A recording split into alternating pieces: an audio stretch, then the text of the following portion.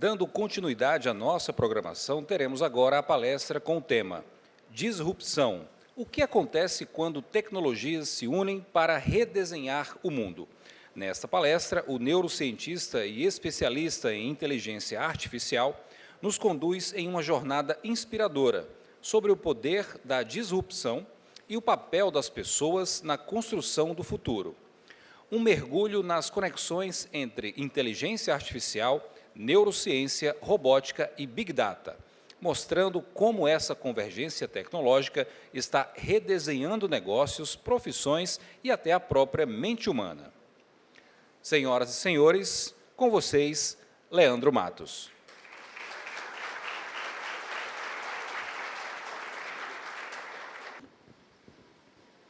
Muita tecnologia, agora, obrigado.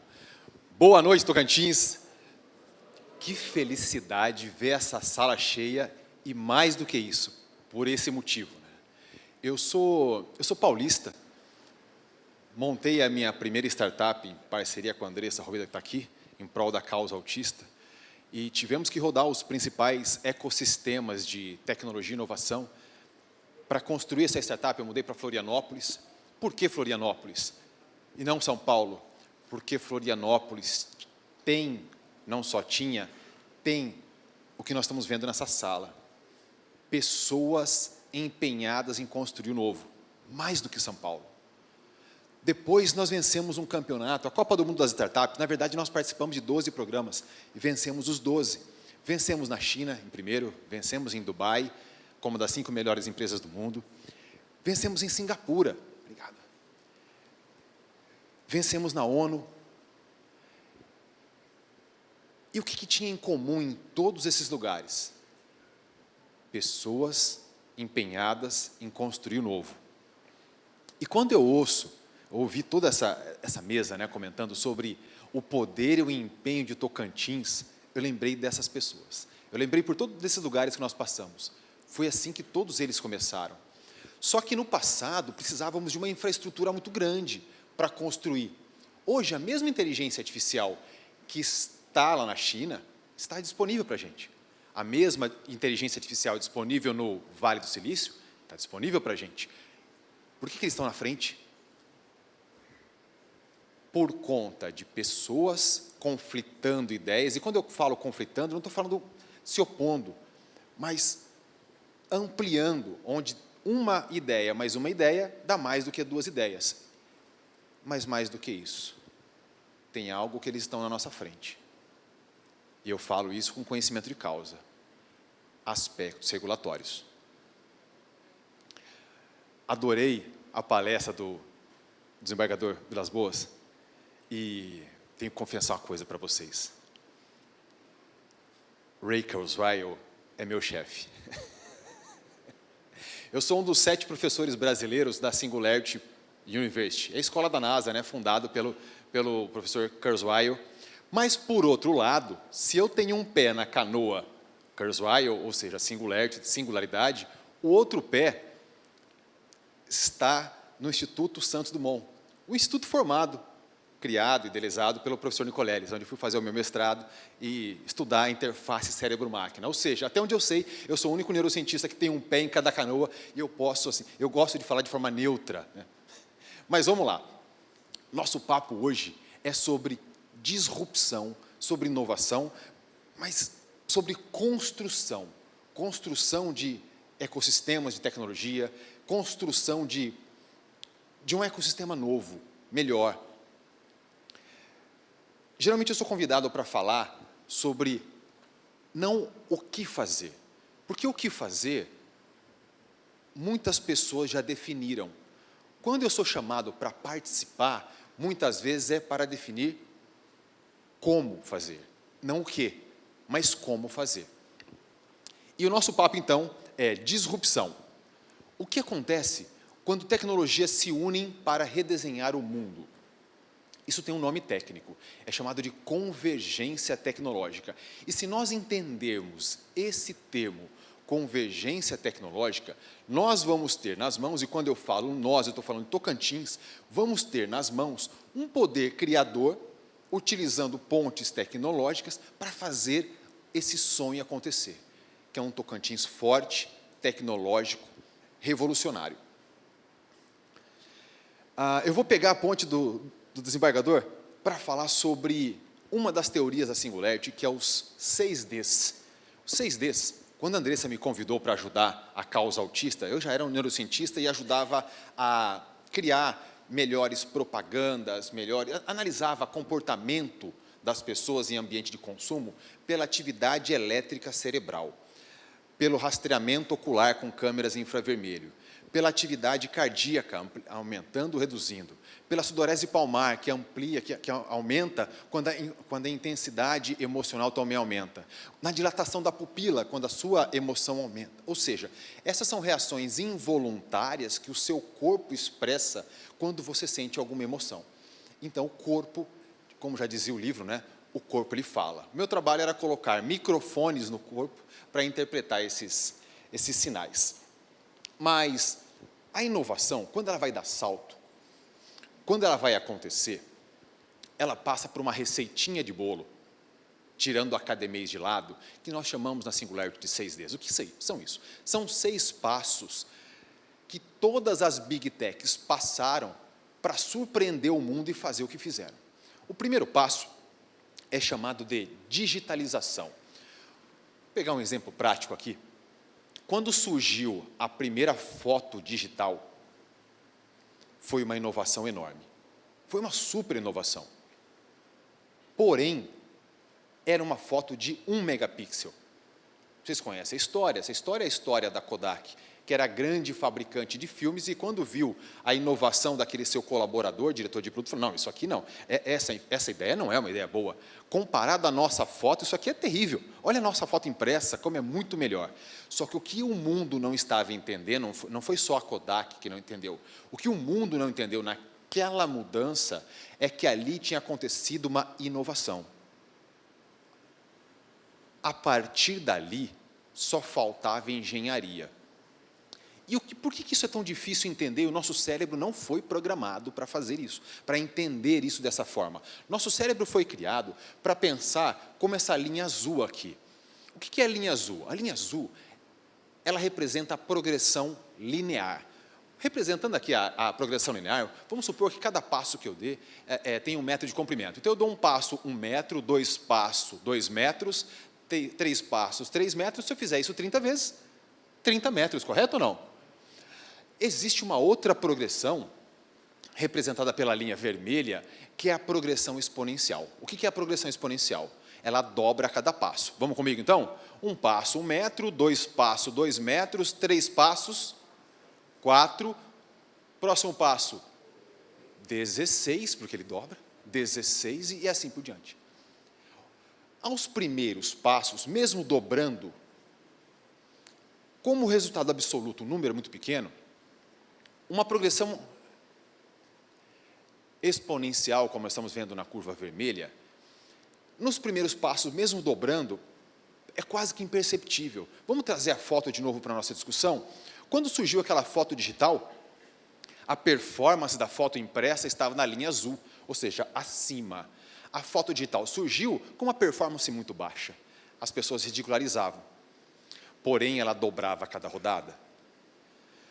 Um dos meus colegas, professor na Singularity, não é brasileiro, ele é americano, ele teve a oportunidade de entrevistar o presidente da Nokia, quando a Nokia era Nokia. Lembram ou não disso? Quem aqui teve um telefone Nokia? Todo mundo, né, cara? Indestrutível. Se alguém tem o telefone ainda, tem bateria até hoje, não acabou, que não acabava a bateria, né? O botão não afundava, era uma loucura. Ninguém tem, olha só, está funcionando, tenho certeza. E se cair nesse piso aqui, ó, quebra o piso, mas o telefone fica inteiro. Como é que aquele telefone perdeu o mercado para um iPhone?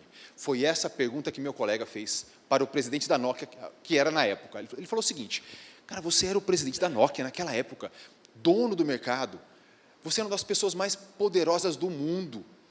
Você não percebeu que estava chegando uma Apple com um iPhone diferente, com tela touch, com loja de aplicativo? Você não percebeu isso?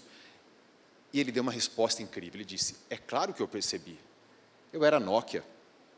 O problema foi quando eu percebi, não dava tempo para reagir. Traduzindo aqui no nosso slide, o que ele disse? Quando ele percebeu,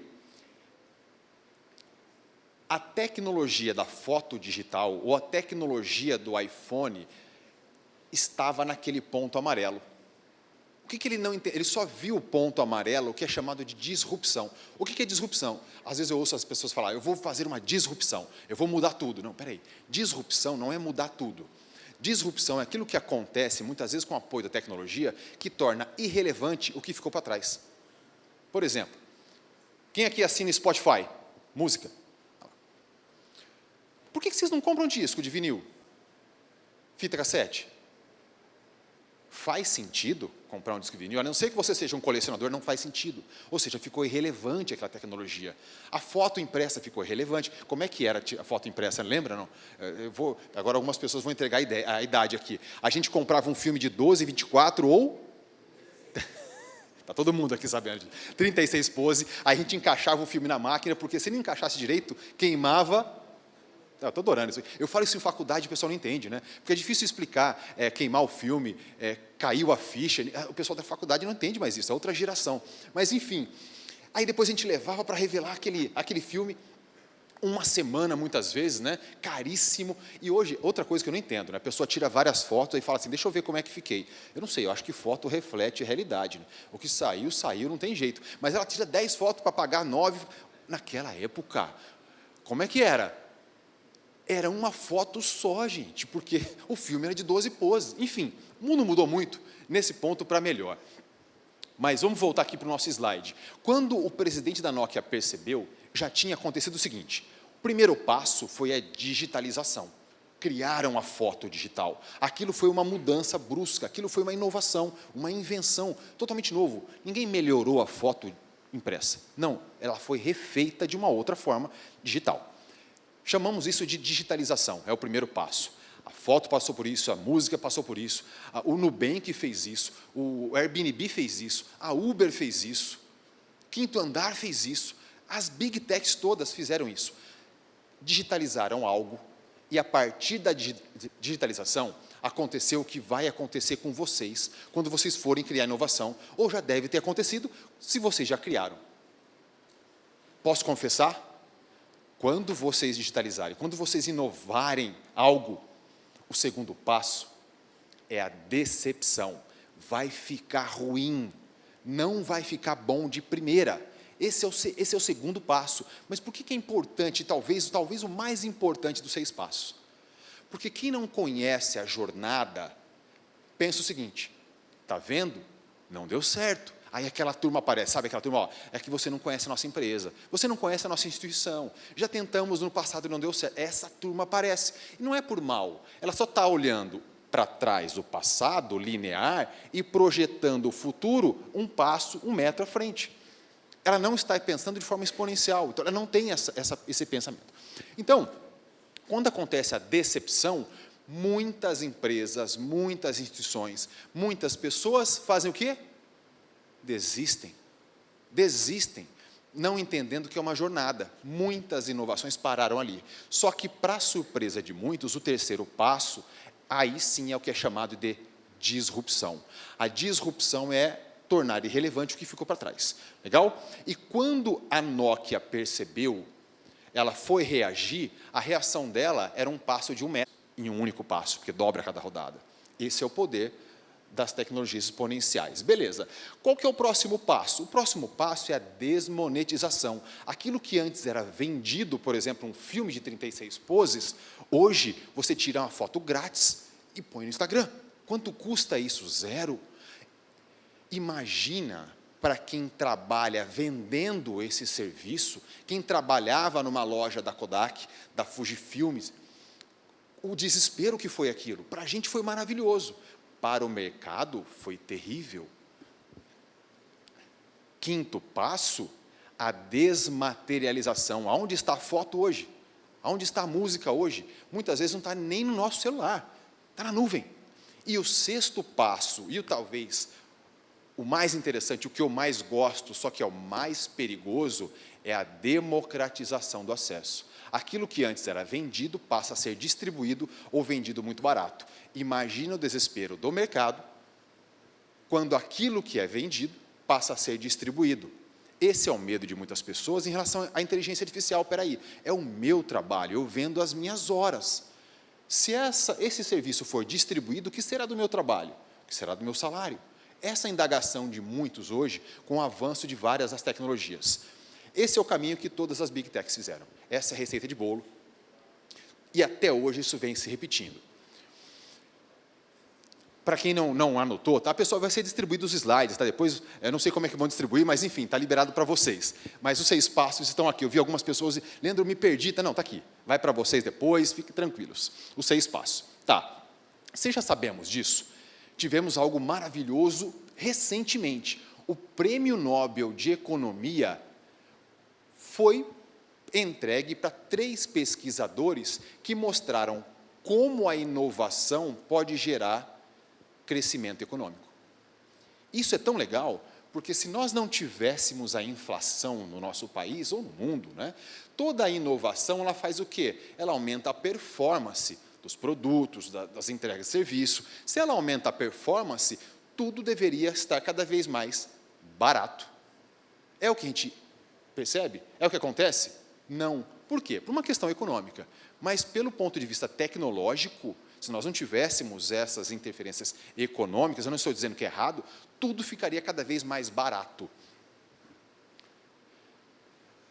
E esses 3 pesquisadores chamaram a atenção para algo chamado desconstrução ou destruição criativa.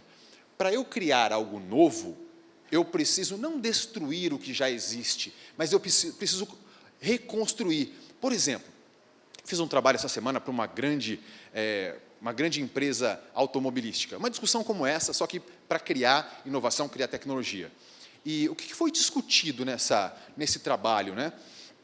É uma empresa tão grande, multinacional, é a líder de mercado automobilístico, uma das líderes de mercado automobilístico. E a discussão é o seguinte: como é que nós vamos inovar? Como é que eu vou destruir o que eu tenho, se eu sou líder de mercado, para construir algo novo e fazer uma aposta? Não, não é destruição nesse sentido.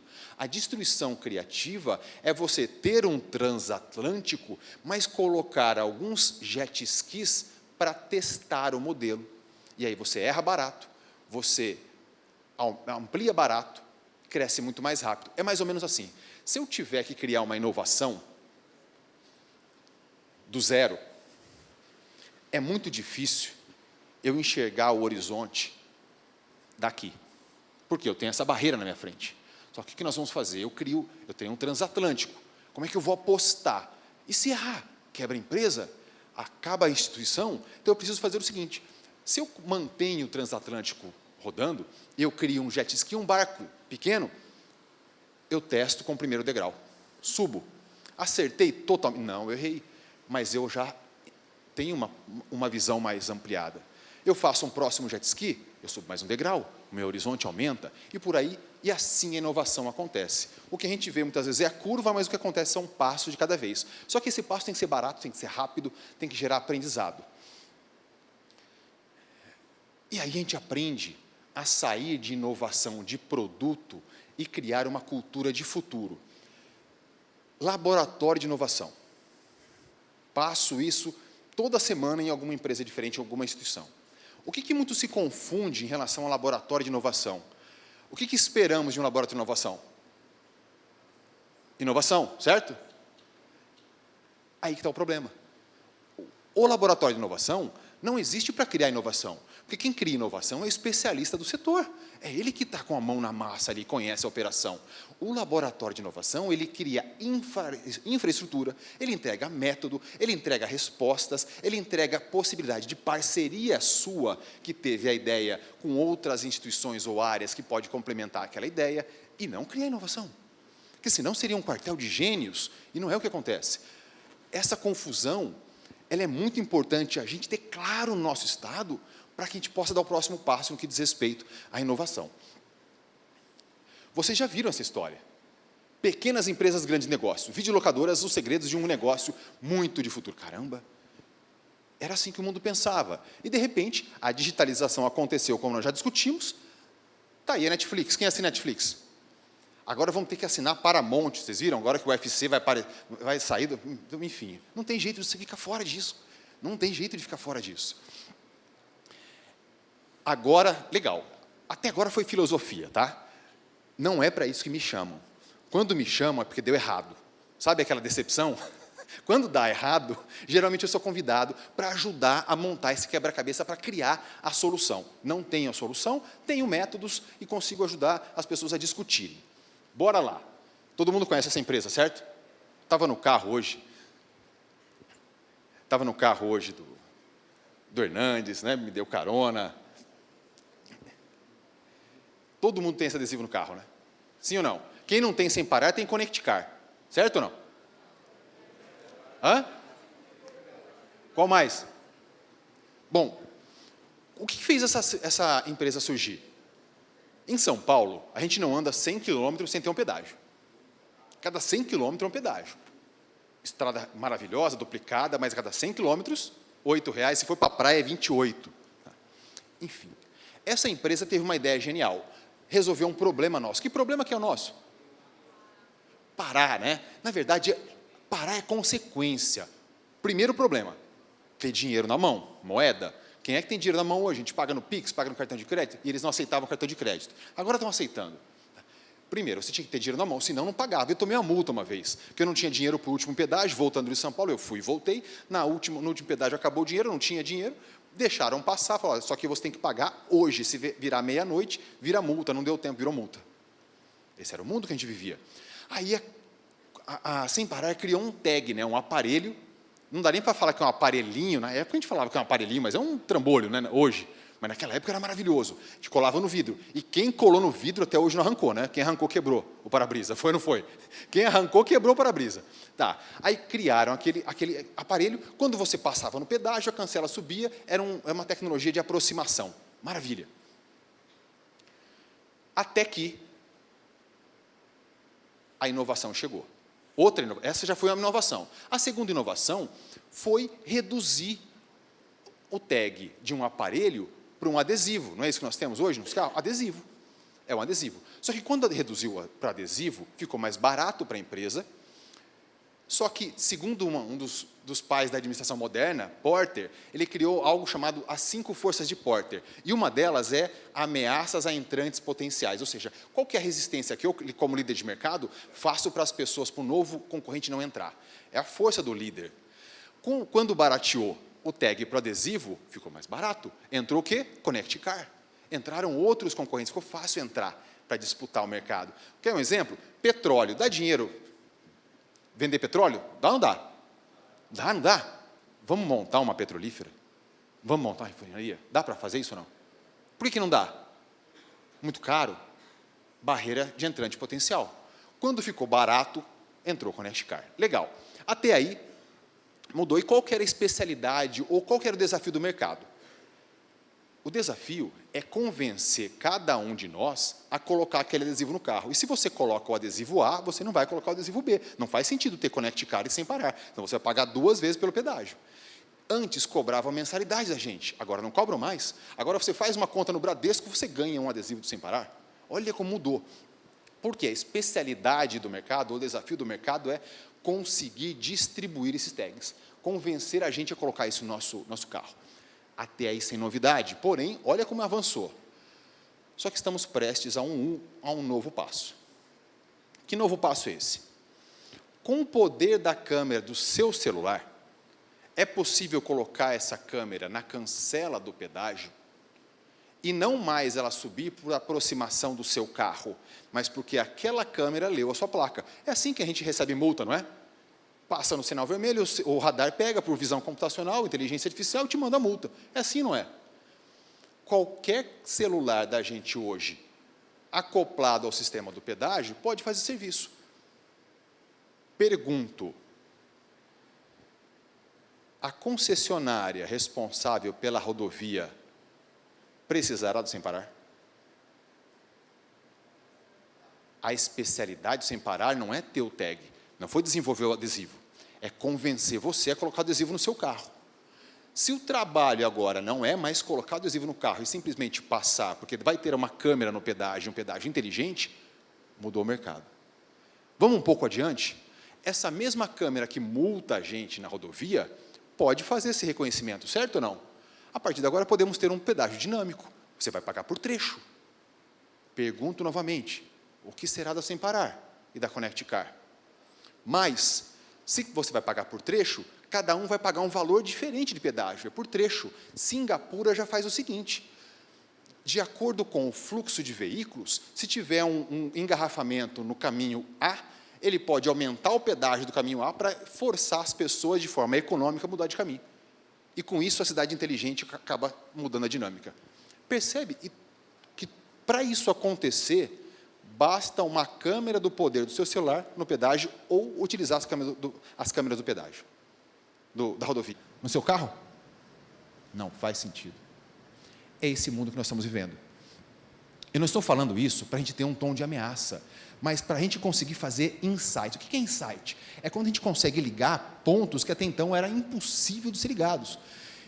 O grande poder hoje nosso para criar um Tocantins forte do ponto de vista tecnológico, de inovação, é entender esses pontos para ligar os pontos. Eu ouço os alunos às vezes falar na universidade, eu quero mudar as regras. Tudo bem, só que para você mudar a regra, você tem que conhecer as regras. E não tem lugar melhor do que na universidade, na faculdade, na escola, para conhecer as regras. Beleza, outra situação que vai mudar.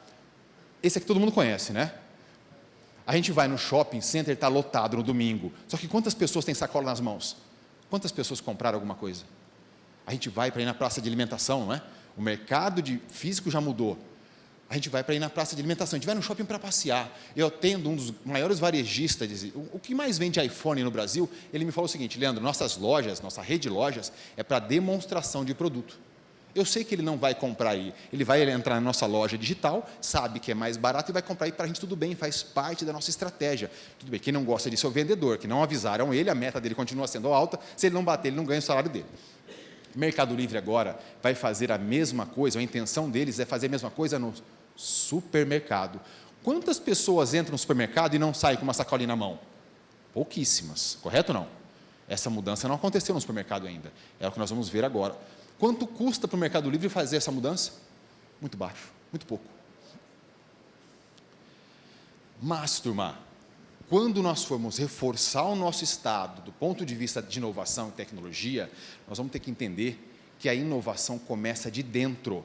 Não foi uma tecnologia chinesa, americana, russa, que deu um poder para a rodovia concessionária colocar... Foi ou não foi? Não foi, cara. Ela está acessível. O grande poder é o entendimento de como essa convergência tecnológica pode acontecer. Leandro, dá para chegar mais próximo da nossa realidade? Sim. Todo mundo conhece a empresa Deca, que faz louças e metais? Eu trabalhei por 11 anos lá, depois eu montei meu laboratório e fui trabalhar com neurociência. A Deca, no ano retrasado, ganhou esse prêmio aqui, ó. Dexico, agora chama Dexico, né? Ficou chique, ficou mais chique.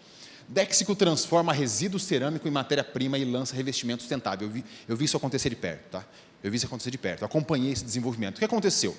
Uma pessoa, um engenheiro de produção de qualidade, viu uma pilha de vasos sanitários, uma pilha sem fim, e tinha sido promovido recentemente para aquela área de qualidade, e perguntou, o que aquela pilha ali é? É expedição? Falou, não, aquilo ali é refugo, é quebra. Como assim? Toda aquela produção ali vai ser jogada fora? Sim. Quantos por cento da produção? Próximo de 50%. Entendeu? Porque a Deca é cara. Está gravando isso ou não? Que perigo. Quase 50%, informação interna, que eu participei, não, eu vi isso acontecer, quase metade do que era produzido em vaso sanitário era jogado fora. Problema, aquele vaso não podia simplesmente ser moído e fazer um novo vaso, não dá para fazer aquela massa acontecer de novo. Ou seja, e aquele pó era jogado no aterro e gerava um recurso, um investimento, uma despesa muito grande para a empresa. Isso é um grande problema para todos, para todos. O que esse engenheiro fez? Disse, não é possível, cara. Jogar metade fora e ainda pagar para o aterro sanitário. Aí ele foi discutir com um grupo. Para quê? Para gerar insights. Foi discutir com o grupo. Com o grupo Itaúsa, né? Que é o Banco Itaú, que é a Deca, que é a Duratex de madeira, que é a Castelato, pisos de revestimentos cerâmicos. O grupo é muito grande. Pessoal, eu preciso mandar esse negócio para algum de vocês. Eu não posso ter esse prejuízo. E um rapaz levantou a mão. O gerente de produção da Castelato falou, espera aí, isso aqui eu não consigo fazer massa de piso, porque é uma droga de massa. Só que para fazer um revestimento de parede, que eu não preciso de atrito, dá certo. E se você me der essa massa grátis, eu não vou nem ter que ter recurso. Resultado, encurtando a história.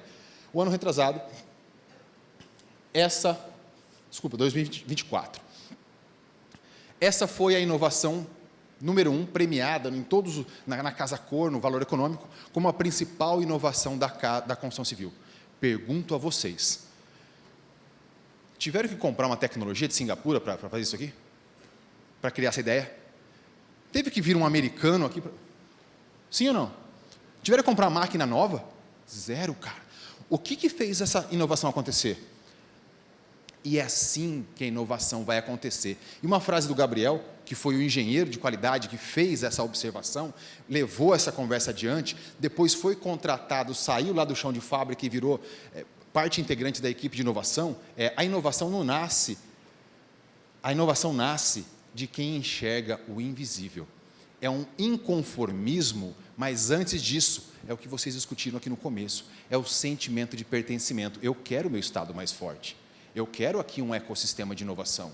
Eu não quero buscar lá fora, porque a tecnologia está disponível, mas eu preciso do empenho e desse inconformismo, e o inconformismo não é reclamar do nosso estado, não é achar que está ruim, não, é inconformação, não aceitar a situação que nós estamos, o problema que nós temos, só que muitas vezes vocês não vão ter a resposta, vamos precisar colocar isso em discussão. Muitas vezes a solução não vem de você, mas aquela peça que te sobra é a que falta para outro. E é assim que nasceu o Vale do Silício, é assim que nasceu Shenzhen, inclusive, Shenzhen tem uma diferença, né, desembargador? Taiwan, estive lá o ano retrasado. Qual é a diferença?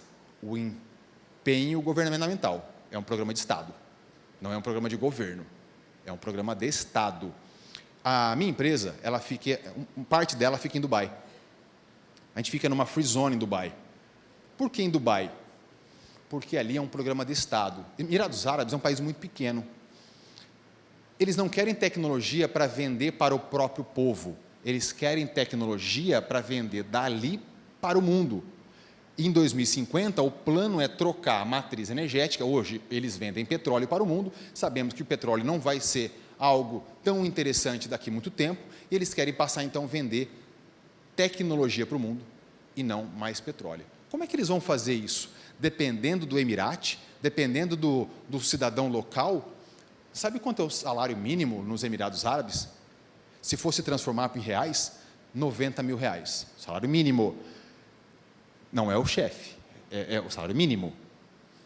O custo em Dubai é muito semelhante com São Paulo, exceto aluguel, que é muito mais caro. Tá? Agora, comida e transporte é muito semelhante com São Paulo. Pergunto, se nós tivéssemos um salário mínimo aqui em Palmas hoje, de 90 mil reais, quem aqui ia arriscar o seu tempo, o seu trabalho para montar uma startup? Levanta a mão, por favor.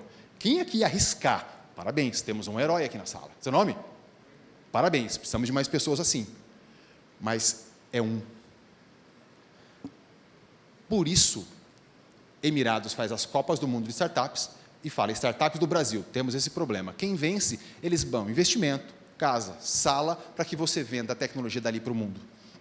Resumindo a nossa história, pessoal, e finalizando aqui a nossa conversa. No que diz respeito à criação de um Estado forte, com capacidade de inovação, com capacidade de transformação, fazer a transformação tecnológica, utilizar a inteligência artificial para aprimorar a performance, que é isso que muito está sendo feito hoje, para redesenhar modelos de negócio, que é o que aconteceu com a Dexco, que aconteceu com o Sem Parar, que é o que está acontecendo agora com o Mercado Livre, e que a gente possa sair de uma posição de reação, ou seja, ser reativo às mudanças, e, na verdade, passar a criar esse novo futuro, vai depender de duas coisas. Primeiro, conhecer a história, conhecer as regras, conhecer os 6 passos, conhecer, para a gente não cair no erro de tentar inventar roda, de tentar inventar algo que já está disponível, ou seja, conhecer método. o laboratório de tecnologia e inovação tem método para oferecer. Ali nós temos uma riqueza muito grande, mas não é a inovação. O que nós temos ali é conhecimento de método, para ajudar a sua ideia a sair do papel, para ajudar o seu empenho, a sua vontade de criar, em transformar isso em algo real. Esse é o maior ouro.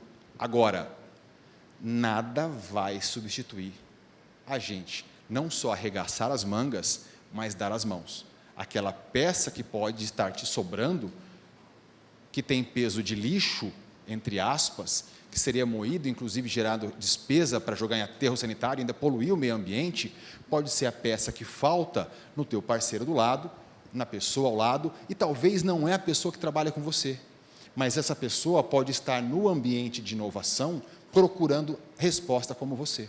E às vezes ele não é um servidor público, às vezes ele trabalha num outro setor, às vezes ele tem uma outra intenção. A universidade pode ajudar muito, porque a universidade tem dois papéis. O primeiro é replicar conhecimento, o segundo é criar conhecimento. Como é que um professor vai criar conhecimento simplesmente dando aula? Ele tem que fomentar a discussão, e nesse fomento de discussão, cria-se novo conhecimento. Então, meus amigos e minhas amigas, um conselho que eu deixo, e não só um conselho, um sentimento de torcida. Eu vou embora amanhã, mas eu pretendo voltar. E quando eu voltar, o que eu gostaria de ver não era uma nova plataforma, não é uma nova inteligência artificial ou um novo agente de IA, não que isso não seja bom, isso é maravilhoso, mas o que eu gostaria de encontrar quando eu voltar aqui são pessoas interligadas, são ideias conflitantes, mas não no sentido de oposição, mas no sentido de o ferro afia o ferro. Se nós tivermos essa ideia, essa mentalidade, que foi o que Santa Catarina fez no passado, e antes de Santa Catarina, quem fez foi o Vale do Silício. Junto com o Vale do Silício, a China faz a mesma coisa. A tecnologia que eles têm, nós temos hoje. O que nós não temos é conscientização sobre como gerar inovação e, às vezes, aspectos regulatórios. E, muitas vezes, quando você tentar inovar, não vai ser um trabalho ou uma dificuldade de tecnologia, não vai ser uma falta de dinheiro. Muitas vezes, será a sua capacidade de rediscutir os aspectos regulatórios quem vai dizer se nós vamos ou não. Finalizando, uma grande diferença da China conosco. Na China, quem aqui já foi para a China? Além do desembargador, claro. Na China, a primeira vez que eu fui, eu não consegui comprar pizza no aeroporto de Xangai. Por quê? Porque eu não tinha o WeChat, o super aplicativo chinês que ali tem tudo. Os dados na China nascem integrados. Os nossos dados são separados pela LGPD, e eu concordo com a LGPD, tá? Dá segurança de dados para a gente. Só que quando nós comparamos dois modelos, a gente larga na corrida atrás. Aspectos regulatórios. Na última vez que nós fomos para a China, perguntamos para o chinês: cara, você foi atropelado pelo carro autônomo, você participou do teste, como é que você se sente em relação a isso? O que a gente pensou, né? Cara, eu vou processar, Ele falou assim: eu sei, eu quebrei minha perna, de fato, foi problema, mas a inovação é assim. Percebe a mentalidade de inovação? Percebe o passo 2 da decepção? É isso que eu gostaria de ver quando eu voltar aqui. Torço muito por vocês. Fico muito feliz em vir aqui discutir inovação. Agora, passo o bastão para cada um. Foi muito bom ver essa sala cheia. Eu sei que tem 800 inscrições para participar do evento amanhã. Tocantins está de parabéns. É um passo 2, que é a segunda edição, maravilhosa. Agora, bastão com vocês. Bora colocar a mão na massa e fazer desse estado um ecossistema de fazer inveja para o Brasil.